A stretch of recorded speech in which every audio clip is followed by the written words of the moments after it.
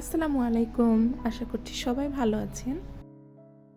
তো এখানে আমি রান্না করছিলাম একটা নতুন ডিশ, যেটা হলো শিমলা মরিচের পুর ভরা। এটা আমি প্রথমই রান্না করছি। আসলে আমাদের এখানে শিমলা মরিচটা খুব একটা পাওয়া যায় না। তো সেদিন নতুন একটা সুপার শপ ওপেন হয়েছে, তো সেখানে গিয়ে দেখলাম এই মরিচটা বেশ ফ্রেশ পাওয়া যাচ্ছিল। তো আমি পেয়ে নিয়ে আসলাম। আর এটাকে আমি বানাচ্ছি চিংড়ি মাছ দিয়ে। চিংড়ি মাছটাকে আমি রসুন আর কাঁচামরিচ দিয়ে একটু বেটে নিয়েছি। আর এরপরে একটু কষিয়ে তারপরে মরিচটার ভিতরে ভালোভাবে পুড়ে দিয়ে এবার মশলা আলাদাভাবে কষিয়ে তারপরে এটাকে একটু রান্না করে নেব খুব হালকাভাবে।